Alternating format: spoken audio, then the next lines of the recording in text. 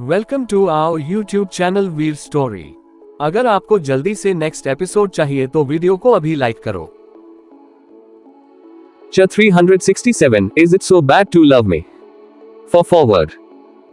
वह मिस्टीरियस इंसान जो कई दिनों से अमेरिका का मशहूर बिजनेसमैन आतिश बना हुआ बैठा था, वो असल में एक लड़की थी।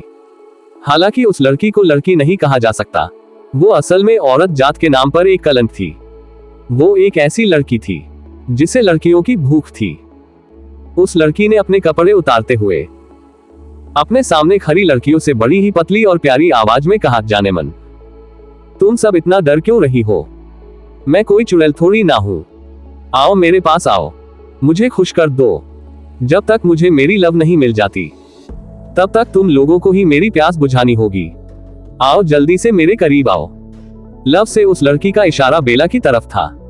उस लड़की की बात सुनकर एक लड़की ने अपनी पूरी हिम्मत जुटाकर कांपती आवाज में कहा, निशा मैडम, अब और नहीं, हम सब थक गए हैं, हमसे ये सब अब और नहीं होगा।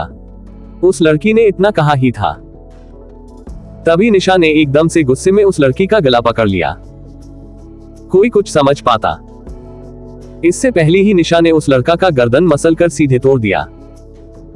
बाकी लड़कियां उस लड़की की खौफनाक मौत देखकर अंदर तक कांप उठी।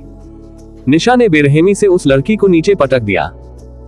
फिर उसने प्यारी सी मुस्कान अपने होठों पर संजोते हुए बाकी लड़कियों से पूछा, जाने मन, क्या तुम सब भी थक गई हो?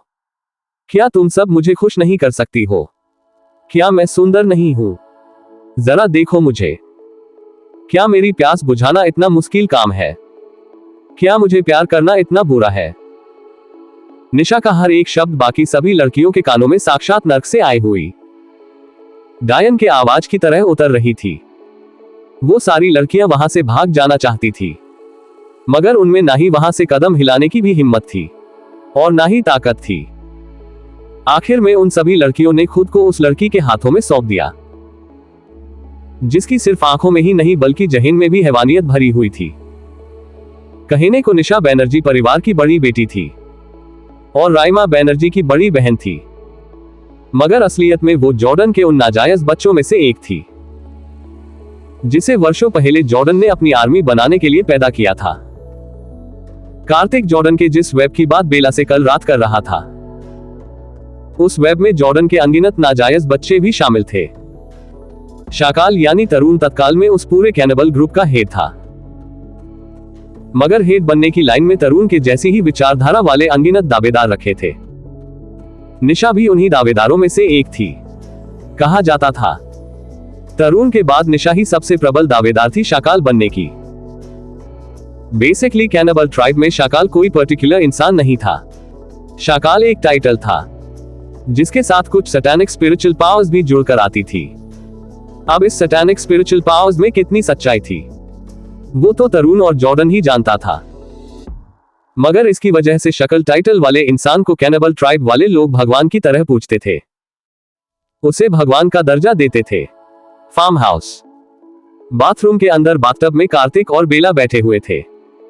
उन दोनों के शरीर पर एक भी कपड़ा नहीं था। हल्के गर्म पानी में बेला आंखें बंद किए हुए कार्तिक के चेस्ट से सर टिकाकर बैठी हुई थी। गर्म पानी की वजह से बेला को बॉडी पेन में थोड़ी राहत महसूस हो रही थी। कार्तिक का हाथ धीरे धीरे बेला की बॉडी पर चल रहा था। कार्तिक ने आराम से बेला की डेलिकेट कमर सहलाते हुए अपनी चीन बेला के शोल्डर पर टिकाकर पूछा, तुम्हें कल क्या चाहिए वाइफी? कार्तिक का सवाल सुनकर बेला कंफ्यूज हो गई। उसने कंफ्यूजन में कार्तिक से पूछा, कल क्या है? मुझे कल कुछ क्यों चाहिए होगा? बेला की बात सुनकर कार्तिक ने आराम से अपना हाथ ऊपर की ओर बढ़ाते हुए बेला की कानों में अपनी डीप ब्रेथ रिलीज करके डीप वॉइस में कहा, कल तुम्हारा बर्थडे है वाइफी, तुम्हारा रियल बर्थडे, इसीलिए बताओ तुम्हें क्या चाहिए। मैं तुम्हें वो चीज देना चाहता हूं जो तुम्हें पसंद आए। कार्तिक की बात सुनकर बेला को याद आया, कल सच में उसका बर्थडे था, उसका रियल बर्थडे। यह पहली बार था जब बेला कल अपना रियल बर्थडे सेलिब्रेट करने वाली थी, वरना वैसे तो बेला जिस दिन मिस्टर फ्रैंक और मिसेज लीना को मिली थी, उसी दिन फ्रांस में उसका बर्थडे सेलिब्रेट किया जाता था। बेला ने कार्तिक के सवाल के बारे में थोड़ी देर सोचने के बाद कहा, मम, मेरे पास सब कुछ है। तुम मुझे क्या दोगे? मेरे पास ऑलरेडी सब कुछ है। मुझे नहीं लगता है तुम मुझे कुछ ऐसा दे पाओगे जो मुझे पसंद आए। बेला का जवाब सुनकर कार्तिक भी सोच में पड़ गया। उसकी वाइफ के पास सच में सब कुछ था। लड़के जो गर्लिश चीजें गिफ्ट्स लड़कियों को देकर खुश करते हैं, उसमें उसकी वाइफ को कोई रुचि ही नहीं थी। आखिर वो क्या ही दे सकता था अपनी वाइफ को? कार्तिक जितना बेला को गिफ्ट देने की बारे में सोच रहा था, उसके माथे पर पड़ रही सिलबटें उतनी ही बढ़ती जा रही थी। आम लड़कियों को कोई भी महंगी गिफ्ट देकर खुश कर पाना आसान काम था, मगर उसकी वाइफ को कुछ गिफ्ट देकर खुश कर पाना। कार्तिक ने जब इस बारे में सोचा, तब उसे रियलाइज हुआ नामुमकिन काम था। उसकी वाइफ को कोई बेशकीमती गिफ्ट देकर खुश कर पाना नामुमकिन काम था।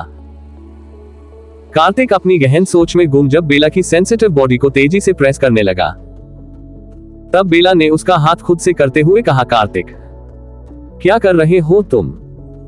तुम्हारे हाथ एक जगह शांति से क्यों नहीं टिकते हैं? और तुम्हारी ये बियर्ड, तुम इन्हें कब सेव करने वालों हो? तुम्हारी बियर्ड बार बार मेरे शोल्डर और गर्दन में चुभ रही है। बेला की बात सुनकर कार्तिक ने एकदम से उसे पलटकर अपने नीचे कर लिया। फिर उसने बेला के गर्दन और सीने में अपना चेहरा रब करते हुए कहा, तुम्हें सच में मेरे बॉडी पार्ट्स चुभ रहे हैं वाइफी? कार्तिक का डबल मीनिंग सवालों का मतलब बेला समझ नहीं पाई। उसने मासूमियत से कहा, आगे क्या होगा जानने के लिए टू बी कंटिन्यूड।